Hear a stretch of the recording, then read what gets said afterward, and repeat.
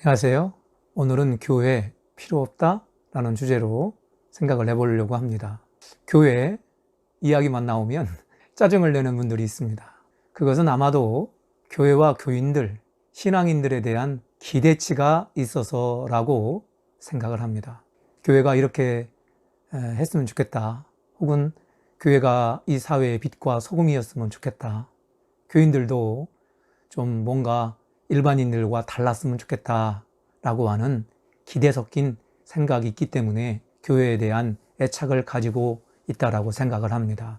요즘 광화문에서 단체로 모여서 행사를 하는 제이 목사님, 또 교회, 그분들이 모여서 시위를 여러 가지로 열심히 하고 있는데 결국 보기에는 그 교회가 이전을 앞두고 그 땅 보상 가격을 높이기 위해서 오랜 시간 시위한 것으로 보이는 경우가 있습니다. 그러니까 순수성이 전부 없어지는 거죠. 또한 JMS의 목사라는 분이 오랜 기간 교인들을 성폭행했다라는 내용이 방송을 타고 있지요.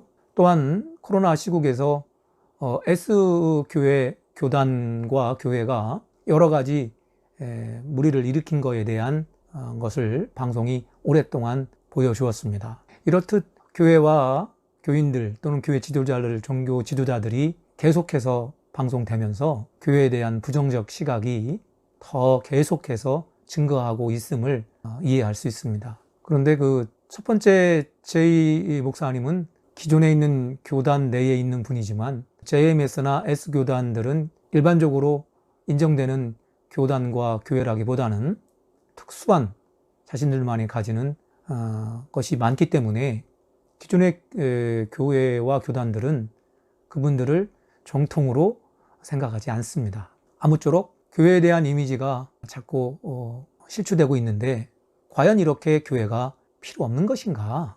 교회가 아싸리 없는 것이 나은가? 이러한 질문을 할 수 있다고 생각합니다. 이런 질문이 나오는 것도 어찌 보면 이해합니다. 그런데 조금 더 생각해보고 한 발짝 더 들어가 보면 교회가 필요 없다? 이렇게 생각하기에는 너무 단순한 생각이라고 사료됩니다. 왜냐하면 한국 교회는 한국의 역사 현장에 있었기 때문입니다.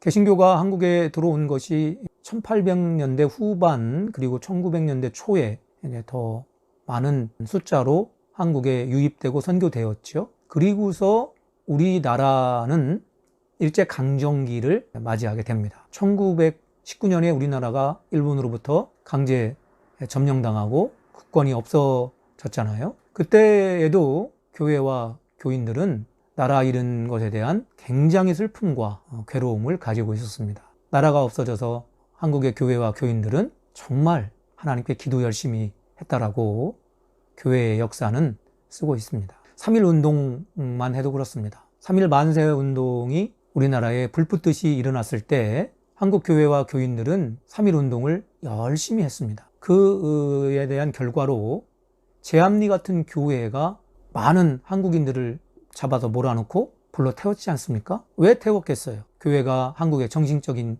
핵심을 이루고 지주를 이루고 있었기 때문에 교회를 불태워야 교회가 문을 닫을 것이고 한국의 3.1 운동이나 한국의 독립 자존의 의식이 조금씩 옅어지고 없어질 거다 이렇게 판단했기 때문에 일제는 한국 교회의 말살을 추구하게 된 것이 아닙니까? 그때 한국 교회와 교인들은 신사참배를 거부합니다. 신사참배는 하나님에 대한 우상으로 보기 때문에 거부를 했습니다만 결국 내면으로 깊이 들어가 보면 일제의 강제 침탈을 교회와 교인들은 인정할 수 없었던 것이지요. 또한 한국의 민주화에 한국 교회와 교인들은 많은 영향을 끼쳤다라고 볼 수 있습니다. 한국의 민주화를 위해서 한국의 교인들은 또 한국 교회 지도자들은 시국선언을 통해서 민주화해야 된다라고 주장했습니다. 그래서 교회의 경찰들 여러 그 이상의 사람들이 들어오면서 교회가 어려웠어도 교회는 굳굳이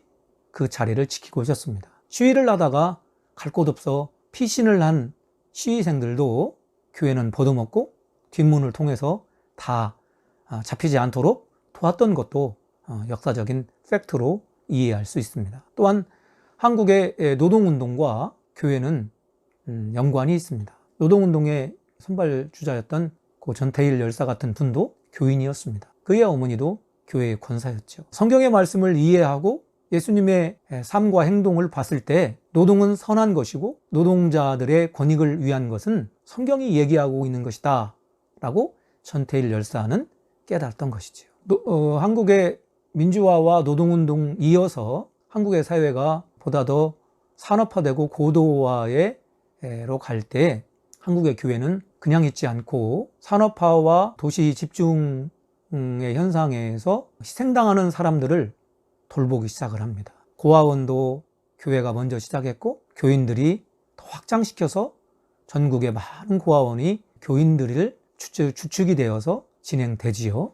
또한 노인복지는 어떻습니까? 고령화 사회에 있는 노인들을 교회로 초청을 해서 노인대학 같은 것도 교회에서 오랜 기간 했습니다. 또한 노인들과 사회적으로 좀 부족한 분들 밥도 먹이고 국수도 먹이는 일도 교회가 오랜 기간 했습니다. 청소년 돌봄센터라고 하는 걸 통해서 방과 후에 갈 곳 없는 어린이 청소년들을 한 곳으로 모아서 돌보고 밥도 먹이고 간식도 주고 공부도 돕는 일을 오랜 기간 해왔습니다. 또 고령화 속에 있는 농촌의 현실 속에서 교회는 그 고령화로 늙어가는 많은 노인들, 그리고 50가구도 안 되는 농촌이나 어촌에 있는 그곳에 지금도 교회는 세워져 있고 그 노인들을 돌보고 있습니다. 마음적으로도 위로를 주고 있고 또 경제적으로 돌보고 어떤 교회들은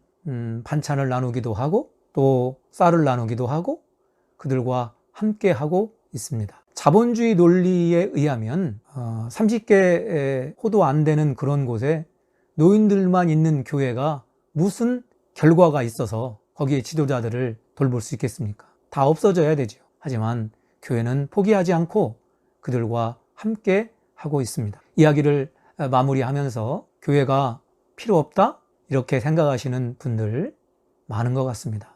하지만 한 걸음 더 나가서 생각해 주시면 교회가 사회적으로 책임을 다하고 빛과 소금의 역할을 다하는 교회가 아직도 있음을 기억해 주시기 바랍니다. 한국의 역사의 현실 속에 교회는 늘 사회적인 책임을 공감하고 또 몸부림을 함께하고 있고 교회와 지도자들, 교인들은 우리 사회의 그늘진 그림자적 부분을 늘 돌보는 일을 하고 있음을 기억해 주시기 바랍니다.